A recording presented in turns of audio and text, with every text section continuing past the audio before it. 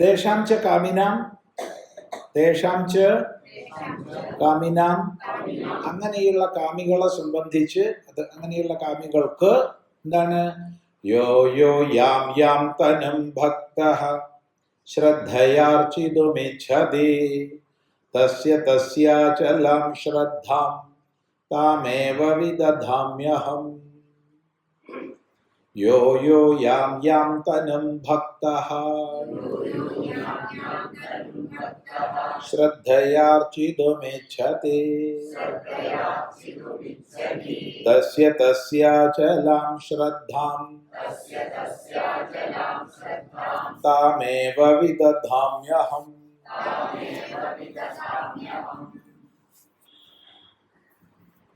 ഇത് വളരെ സനാതനധർമ്മത്തിന്റെ അടിസ്ഥാന വീക്ഷണം മനസ്സിലാക്കേണ്ടവർ ഹൃദിസ്ഥമായി വെക്കേണ്ട ശ്ലോകമാണിത്. യഹ യഹ ഭക്തഃ യാം യാം തനും ശ്രദ്ധയാ അർച്ചിതും ഇച്ഛതി തസ്യ തസ്യ അചലാം ശ്രദ്ധാം വിദധാമി അഹം. യഹ യഹ ഭക്തഃ ഏത് ഭക്തൻ. യഹ എന്ന് പറഞ്ഞാൽ യാതൊരാൾ. അപ്പൊ ഏതേത് ഭക്തൻ യാം യാം തനും ശ്രദ്ധയ അർച്ചിതുമിച്ഛതി ഏതേത് ദേവഭാവത്തെ, തനു എന്ന് പറഞ്ഞ ശരീരം, ദേവതാ ശരീരത്തെ എന്ന് പറഞ്ഞ ദേവഭാവത്തെ ശ്രദ്ധയോടുകൂടി അർച്ചിക്കുവാൻ ഇച്ഛിക്കുന്നുവോ. ഒരാൾക്ക് വിഷ്ണു പൂജ ചെയ്യാനായിരിക്കും ഇഷ്ടം, വേറൊരാൾക്ക് ശ്രീകൃഷ്ണ പൂജ ചെയ്യാൻ, വേറൊരാൾക്ക് ശ്രീരാമ പൂജ ചെയ്യാനായിരിക്കും, വേറൊരാൾക്ക് സരസ്വതിയെ, ലക്ഷ്മിയെ, ദുർഗയെ, കുട്ടിച്ചാത്തനെ, ഘണ്ടാകർണനെ, ഭൈരവനെ, അങ്ങനെ പല പല ദേവതാഭേദങ്ങൾ. ഏതേത് ദേവതാഭേദത്തെ ആരാധിക്കാനാണോ ഒരാൾക്ക് താത്പര്യം, അതത് ദേവതാഭാവത്തിൽ ഞാൻ ശ്രദ്ധയെ കൊടുക്കും. നോക്കണേ, ഇതാണ് സനാതനധർമ്മ മഹിമ. എന്നെ അല്ലാതെ ആരെയും ഉപാസിക്കാൻ പാടില്ല, എന്നെ അല്ലാതെ ഉപാസിക്കുന്നവർ നരകത്തിയിൽ എരിയുന്നവരാകുന്നു എന്നല്ല, മറിച്ച് നിങ്ങൾ ഏത് ഭാവത്തെ ഉപാസിക്കുന്നുവോ ആ ഭാവത്തിൽ ഞാൻ നിനക്ക് ശ്രദ്ധയെ തരും. ശ്രദ്ധയെ തരുന്നത് ഞാൻ തന്നെയാണ്. അതത് ദേവതാഭാവത്തിൽ നിനക്ക് ശ്രദ്ധയെ ഞാൻ തരും. പോലെ ഇതിൽ പരം എന്തൊരു മഹിമയാ നമുക്ക് വേണ്ടത്.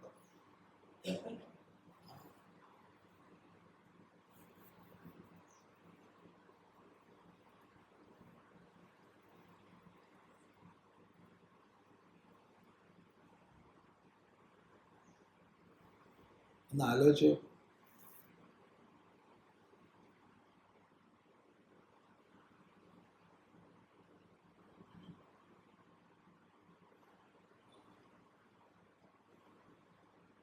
ഇതൊന്ന് ചിന്തിച്ചു നോക്കൂ.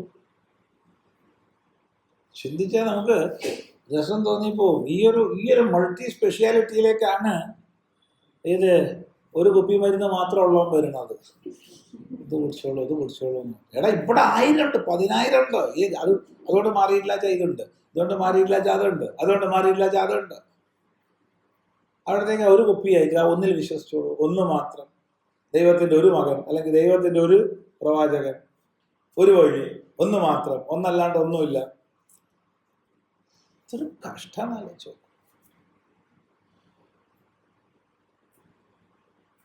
ഒരാൾ പറയാണ്, എനിക്കിവിടെ കൃഷ്ണനെ പൂജിക്കണം, നീ പൂജിച്ചോ. വേറെ എനിക്ക് അള്ളാഹുവെ പൂജിക്കണം, അള്ളാഹ് പൂജിച്ചോളൂ. വേറെ എനിക്ക് യഹോവയെ പൂജിക്കണം, നീ അത് പൂജിച്ചോളൂ. വിരോധമല്ല. അത് എനിക്ക് ഭഗവതിയാ, നീ പൂജിച്ചോളൂ. എല്ലാം അതത് ശ്രദ്ധ. പക്ഷെ ശ്രദ്ധയോട് കൂടി ചെയ്യണം. അത്രയേ ചെയ്യണത് ശ്രദ്ധയോട് കൂടി ആയിരിക്കും.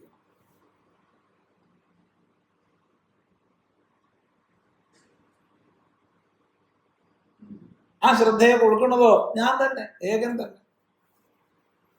നിങ്ങളെല്ലാവരും എന്നെ തന്നെ ഉപാസിച്ചോളണമെന്നല്ല, നിങ്ങൾക്ക് തോന്നുന്ന എന്നെ ഉപാസിച്ചോളൂ. അത് നിന്റെ അഭിരുചി അനുസരിച്ച്, ഗുണഘടന അനുസരിച്ച് വന്നു ചേരുന്നതാ, ആയിക്കോളൂ.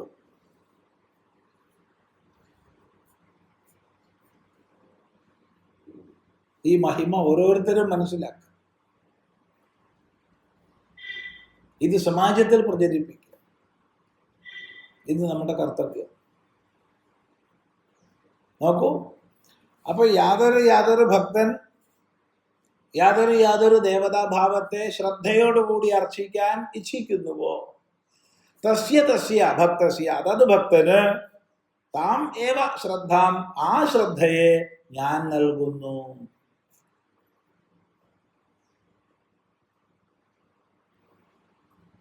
അങ്ങനെ എല്ലാവരും ശ്രദ്ധാലുക്കളായി അതത് ദേവതാഭാവങ്ങളെ പൂജിച്ച് അവനവൻ അനുരൂപമായ മാർഗത്തിലൂടെ ഉയരുന്നു.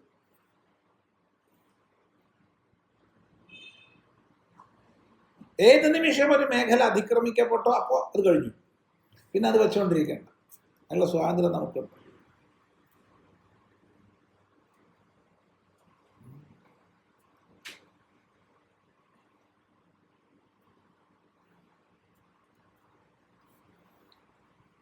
അത്യന്തമായ ശ്രദ്ധയോടുകൂടി അണുവ്യതിചലിക്കാതെ നിയമങ്ങളെ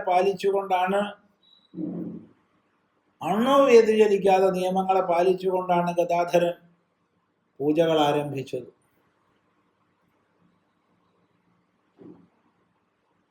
പതുക്കെ സൂക്ഷ്മതലത്തിലേക്ക് പോകുന്തോറും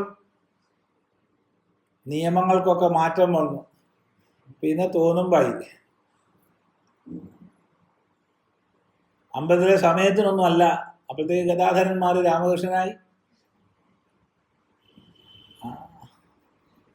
പിന്നെ ദേവിക്ക് കൊടുക്കേണ്ടത് തനിക്ക് കൊടുക്കുക എന്നൊക്കെയുള്ള മട്ടായപ്പോ അങ്ങ് തോന്നുമ്പം പോയി ചെയ്താൽ മതി. ഒരു നിയമം അങ്ങേക്കില്ല. പൂജയ്ക്ക് ആരെങ്കിലും നമുക്ക് ആക്കാം. ആയിക്കോട്ടെ, പൂജയ്ക്ക് ആക്കി. ശ്യാമകൃഷ്ണദേവന് വേറൊരു മുറിയൊക്കെ കൊടുത്തു, അവിടെ ഇരുന്നോളൂ. എപ്പോഴാണ് തോന്നുന്നത് വെച്ചാൽ പോയിട്ട് എന്താ ചെയ്തോളൂ. സ്വാതന്ത്ര്യം. അപ്പൊ ആദ്യകാലത്ത് കണിശമായി നിയമം തെറ്റാതെ ചെയ്ത ആളാ. കുറച്ച് കഴിഞ്ഞപ്പോഴത്തേക്കോ പിന്നെ നിയമമില്ല. ഇനി സൂക്ഷ്മ നിയമനിഷ്ഠ നോക്കിയാൽ പിന്നെ നിയമവിരുദ്ധ എന്ന് പറയേണ്ടി വരും. നിയമം ഇല്ലാത്ത അവസ്ഥയും നിയമവിരുദ്ധവും രണ്ടാണ്. പക്ഷെ നിയമവിരുദ്ധത ഇല്ല. ജിജ്ഞാസുരപി യോഗസ്യ ശബ്ദബ്രഹ്മാതി വർത്തതേ. യോഗ ജിജ്ഞാസു പോലും വിധി നിഷേധങ്ങളെ അതിക്രമിക്കുന്നു. മനസ്സിലാക്കുക.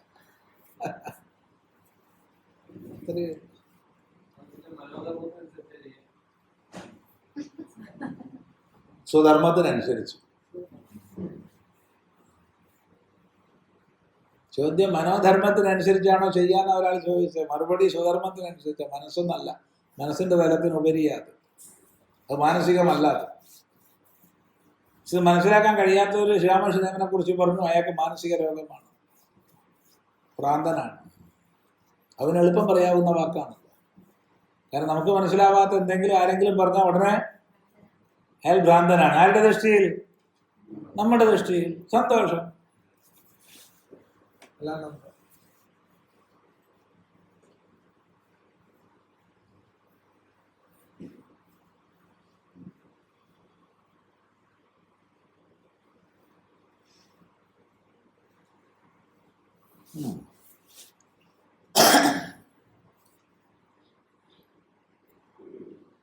അപ്പൊ തസ്യ താം ശ്രദ്ധാം അചലാം അഹം വിദധാമി. അചലാം എന്ന് കൂട്ടിച്ചേർത്തു.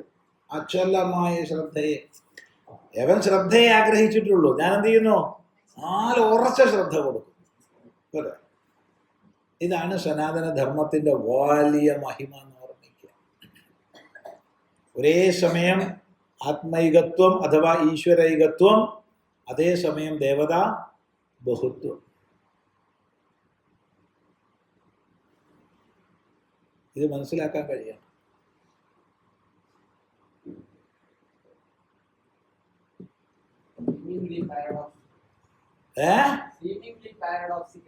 പാരഡോക്സിക്കൽ ഒന്നും അല്ല.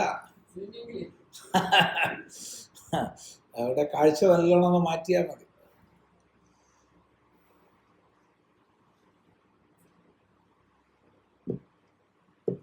ഈ രണ്ട് ശ്ലോകങ്ങൾ ഏത് ഉണർവിലും ഏത് ഉറക്കത്തിലും നമ്മുടെ ഉള്ളിലുണ്ടാകട്ടെ. ഈശ്വര തത്വവും ദേവതാ സങ്കല്പവും തമ്മിലുള്ള ഭിന്നതയെ ഇത്ര സമ്യക്കായി സുന്ദരമായി പറയുന്ന ഭാഗങ്ങൾ ശാസ്ത്രത്തിൽ കുറയും. അതുകൊണ്ട് ഇല്ല എന്ന് പറയുന്നില്ല, കുറയും. അതുകൊണ്ടാ പറഞ്ഞു. നോക്കൂ, യഹ യഹ കാമി യാം യാം ദേവതാ തനും ശ്രദ്ധയാ സംയുക്തഃ ഭക്തഃ ച സൻ അർച്ചിതും പൂജയിതും ഇച്ഛതി തസ്യ തസ്യ കാമിനഃ അചലാം സ്ഥിരാം ശ്രദ്ധാം താമേവ വിദധാമി സ്ഥിരീകരോമി യഥാ ഏവ പൂർവം പ്രവൃത്തഃ സ്വഭാവതഃ യഹ യാം ദേവതാ തനും ശ്രദ്ധയാ അർച്ചിതും ഇച്ഛതി ഇതി. യോ യഹ കാമി യാം യാം ദേവതാ തനും ശ്രദ്ധയാ സംയുക്തഃ ഭക്തഃ ച സൻ അർച്ചിതും പൂജയിതും ഇച്ഛതി തസ്യ തസ്യ കാമിനഃ അചലാം സ്ഥിരാം ശ്രദ്ധാം താം ഏവ വിദധാമി സ്ഥിരീകരോമി യഥാ ഏവ പൂർവം പ്രവൃത്തഃ സ്വഭാവതഃ യഹ യാം ദേവതാ തനും ശ്രദ്ധയാ അർച്ചിതും ഇച്ഛതി ഇതി. അപ്പൊ ഏതേത് കാമി, കാമിക്കുന്നവൻ കാമി. എന്താ അവിടെ കാമി എന്തിനാ പറഞ്ഞേ? വിഭിന്നങ്ങളായ കാമനകളാൽ ആകർഷിക്കപ്പെട്ടിട്ടാണല്ലോ അതത് ദേവതോപാസനയിൽ നിമഗ്നന്മാരാവുന്നത്.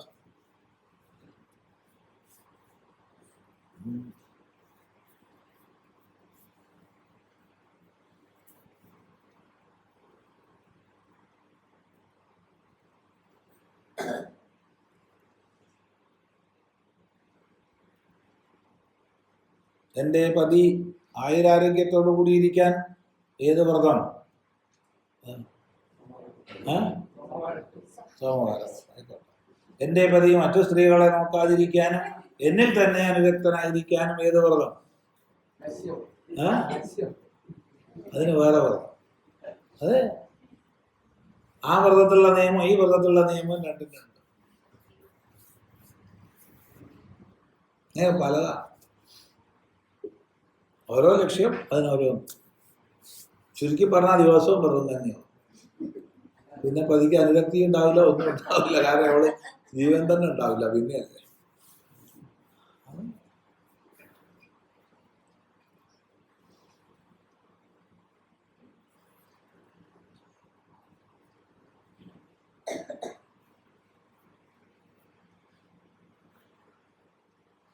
നമ്മൾ വളരെ അടുപ്പമുള്ള ഒരാളുണ്ട്. അയാൾ ഇവിടെ ഒരു 10-40 പ്രാവശ്യമെങ്കിലും വന്നപ്പോൾ ഒരു ദിവസം പോലും ഇവിടുന്ന് ഭക്ഷണം കഴിച്ചില്ല. കാരണം ആ ദിവസങ്ങളിലൊക്കെ മൂപ്പർക്ക് വ്രതം, എല്ലാ ദിവസവും വ്രതം. എന്നും വ്രതമല്ല, സന്ദർഭവശാൽ ആ ദിവസങ്ങളിലാണ് ഇവിടെ വരാനിടയാവണം. മുൻകൂട്ടി പ്ലാൻ ചെയ്തിട്ടൊന്നുമില്ല. എന്തായാലും ആഴ്ചയിൽ 4 ദിവസം വ്രതം. രാവിലെ ഉദയം മുതൽ പിന്നെ പൊതുവെ അസ്തമയം വരെ ഒന്നും കഴിക്കില്ല. അസ്തമയത്തിൻ്റെ സമയത്ത് അല്പം വെള്ളം വല്ലതും കഴിക്കും, അത്രയേ ഉള്ളൂ. മറ്റേ വെള്ളവും ഇല്ല. അങ്ങനെയാണ് 4 ദിവസം. 3 ദിവസം കഴിക്കും ഭക്ഷണം. ഞാൻ ചോദിച്ചു, നിങ്ങൾ ഈ 4 ഇപ്പോൾ ആരെ ഉദ്ദേശിക്കുക? എന്തൊക്കെയാണ് നിങ്ങളുടെ ലക്ഷ്യം? ഒക്കെ ഈ രാഷ്ട്രത്തിന് വേണ്ടി മാത്രമാണ്, വേറെ ഒന്നുമില്ല. നമ്മുടെ ഹിന്ദു സമാജം, നമ്മുടെ രാഷ്ട്രം, വേറൊരു ലക്ഷ്യമില്ല, വേറൊരു പ്രാർത്ഥനയില്ല. അതിന് പരമമഹിമ ഉണ്ടാവണമെന്നാണ് ഞാൻ പറഞ്ഞാൽ. നിങ്ങൾക്കൊരു 3-4 ആക്കി കൂടെ? 4-3 എന്നുള്ളത് കാരണം രാഷ്ട്രത്തിൻ്റെ പരമമായ ലക്ഷ്യം ഉണ്ടാകുമ്പോൾ നിങ്ങളാകെ ആരോഗ്യമില്ലാണ്ടായാൽ ശരിയാകുക. അപ്പോൾ എനിക്ക് എപ്പോഴാണോ ആരോഗ്യത്തിൻ്റെ ക്ഷീണം തോന്നുന്നത് അപ്പം ഞാൻ സ്വാമി പറഞ്ഞ പോലെ മാറ്റാം. അപ്പം എനിക്ക് ഓരോ ദിവസം കഴിയുന്നതിനും കൂടുതൽ ഉത്സാഹമാണ്. ശരിയാണ്, കാഴ്ചയ്ക്കും അങ്ങനെ തന്നെ. നല്ല ഉഗ്രന ഗുണ്ടുമായിട്ട് ഇങ്ങനെ ഇരിക്കും. നല്ല ആരോഗ്യമുള്ള ദേഹം.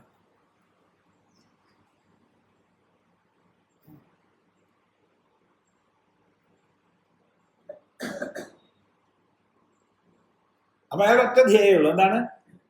ഭാരതം എന്ന രാഷ്ട്രം, അതിലെ ഹിന്ദു സമാജം, അതിനു വേണ്ടിയിട്ടാണ് നമുക്ക് ആഴ്ചയിൽ 4 വ്രതം നോക്കണം. അപ്പൊ അത് കാമം തന്നെയാണ്. കാമം തന്നെയാണ്. ആ കാമത്തിന് കുറെ വിശാലത കൂടിയെന്ന് മാത്രം. അത്ര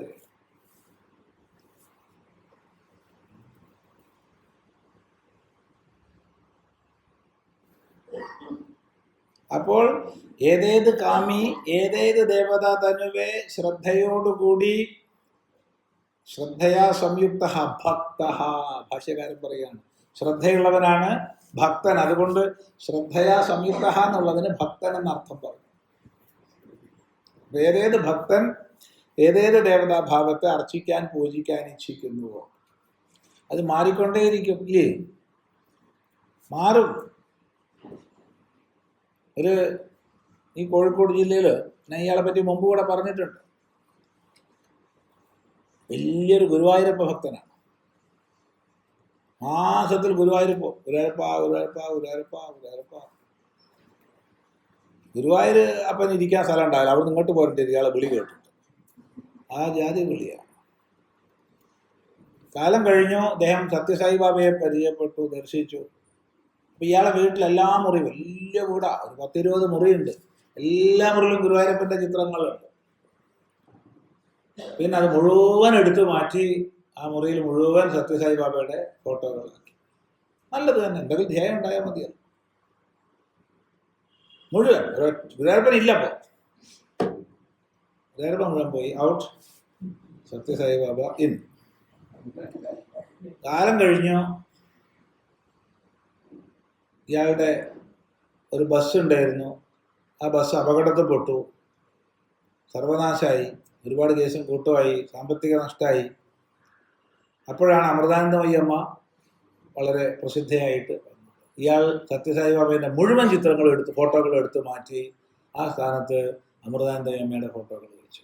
നമുക്ക് സന്തോഷം, ഒക്കെ നമുക്കൊന്നു തന്നെയാണ്, ഒരു വിരോധമില്ല. ഒന്നിനെ നല്ലതെന്നോ ചീത്തയെന്നോ നമ്മൾ പറയുന്നില്ല. കാരണം എന്തെങ്കിലും ധ്യേയം ഉണ്ടല്ലോ, അത് മതി. അയാൾക്ക് സമാധാനം ഉണ്ടെങ്കിൽ നമുക്കെന്താ സമാധാനം കിട്ടും?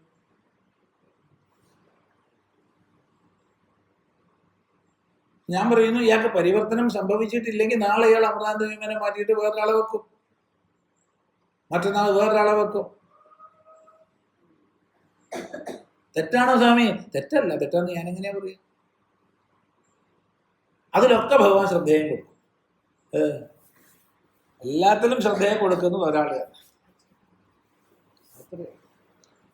പക്ഷെ ഇയാൾക്ക് നിയമം മാറ്റേണ്ടി വരും, ഇല്ലേ?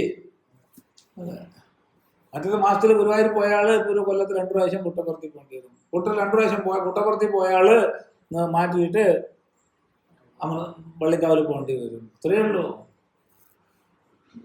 ശരി തെറ്റൊന്നും നമ്മൾ പറയുന്നില്ല.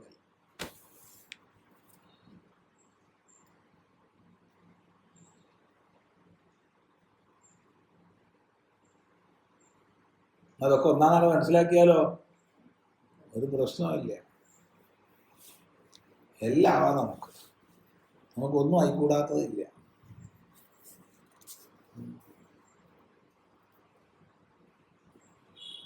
ഇത് കഥയാന്ന് വിചാരിക്കല്ലേ ഈ പറഞ്ഞത്. ഇത് കഥയല്ല, എന്തായാലും ഉള്ളതാണ്. ഈ കക്ഷി ഇപ്പൊ ഇല്ല കേട്ടോ. അതുകൊണ്ട് ഇനി നല്ല കാലത്തിന് ഇയാൾ വേറൊന്നിനി വെക്കാൻ പോണില്ല. ഞങ്ങളെ മക്കളെല്ലാം എടുത്തു തോന്നും, ഒക്കെ എടുത്ത് മാറ്റി തോന്നും. ആരുമില്ല, വേറെപ്പിനുമില്ല, സത്യസായിബാബയില്ല, അമൃതാനന്ദമയി ഒക്കെ എടുത്ത് മാറ്റിയിട്ടുണ്ട്. മക്കൾ ഉണ്ടാവും തോന്നുകയാണ്, അറിയില്ല, ഊഹിക്കുക.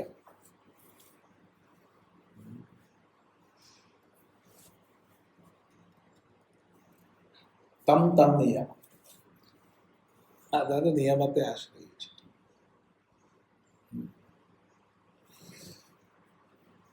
അർച്ചിതും പൂജയിതും ഇച്ഛതി, അർച്ചിക്കുന്നതിന് പൂജിക്കുന്നതിന് തസ്യ കാമിനഃ ചലാം സ്ഥിരാം ശ്രദ്ധാം താമേവ വിദദാമ്യഹം സ്ഥിരീകരോമി. ഇതാണ് ഈ ഒരു മഹിമ, ചെറുതല്ല. ഈ മഹിമ നിലനിന്ന നാട്ടിലാണ് 5 നേരം വിളിച്ചു പറയണത് മൈക്കിലൂടെ. ഒരു മൈക്കൊന്നുമല്ല, അങ്ങോട്ടും ഇങ്ങോട്ടൊക്കെ മൈക്കുണ്ടാവും. ഇത് അല്ലാഹു അല്ലാതെ മറ്റൊരു ദൈവമില്ല.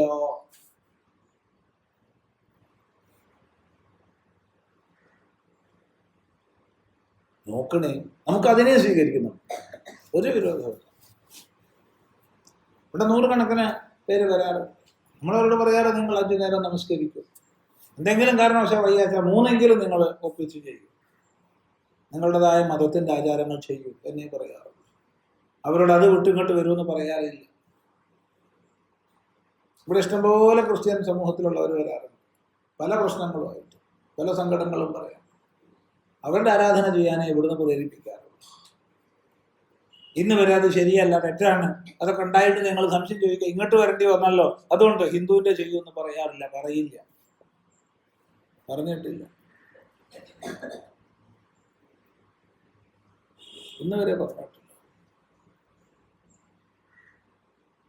കാരണം അതാണ് സനാതനധർമ്മം നമ്മളെ പഠിപ്പിക്കുന്നത്. അവിടെയാണ് ഇത് കൊണ്ടുവെക്കുന്നത്. ഇത് നോക്കണേ, ഒന്ന് മാത്രം, അവന്റെ പ്രവാചകൻ മുഹമ്മദ് നബി മാത്രം. മുഹമ്മദ് നബി പ്രവാചകനാണ്, ഞാൻ മുഹമ്മദ് നബിയെ ബഹുമാനിക്കുന്നു എങ്കിൽ അതിന് മുമ്പുള്ളവരുണ്ട്, പിമ്പുള്ളവരുണ്ട്. മുമ്പുള്ളവരുണ്ട് സ്വാമി, ലക്ഷക്കണക്കിന് മുൻപ് പ്രവാചകന്മാരുണ്ടായിരുന്നു എന്ന് കിതാബിൽ തന്നെ പറഞ്ഞിട്ടുണ്ട്. എന്തൊക്കെ ബാക്കി ഇനി ഉണ്ടാവില്ലേ? അതുണ്ടാവില്ല, ലാസ്റ്റ്. അതാര് പറഞ്ഞു? അത് ഞാൻ പറഞ്ഞു.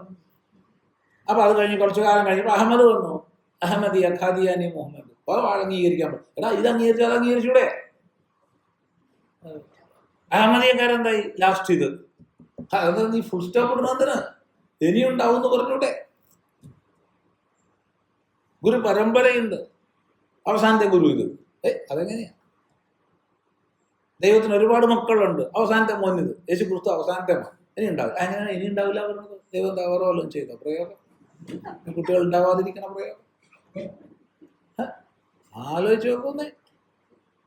അപ്പൊ നമ്മളുടെ ദൃഷ്ടി അതല്ല. നമ്മൾ മുമ്പുണ്ടായിരുന്നവരെയും ഇപ്പോൾ ഉള്ളവരെയും ഇനി വരാൻ പോകുന്നവരെയും ഒരുപോലെ ആദരിക്കുന്നു. മക്കളുണ്ടെങ്കിൽ മുമ്പും ഉണ്ടാവും, ഇപ്പോഴും ഉണ്ട്, ഇനിയും ഉണ്ടാവും. പ്രവാചകന്മാരുണ്ടെങ്കിൽ മുമ്പും ഉണ്ടാവും, ഇപ്പോഴും ഉണ്ട്, ഇനിയും ഉണ്ടാവും. നമ്മൾ ഫുൾ സ്റ്റോപ്പ് ഇടില്ല. ഫുൾ സ്റ്റോപ്പ് ഇട്ടാൽ അത് മതമായി മാറും.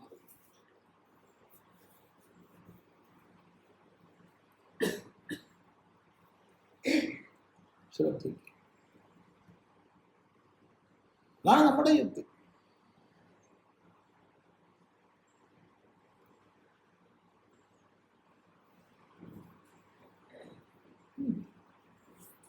യഥായേവ പൂർവം പ്രവൃത്ത, അവൻ എങ്ങനെ മുമ്പ് പ്രവൃത്തനാണോ, യോ യാം ദേവതാതനും ശ്രദ്ധയാർച്ചിതമിച്ഛതി, ആ പ്രവൃത്തനായി അതേ ദേവതാതനുവിൽ അവന് ശ്രദ്ധയെ ഞാൻ കൊടുക്കുന്നു. എത്ര വലിയ മഹത്വം എന്നാലോചിച്ചോ. എന്നിട്ടോ, എന്നിട്ട്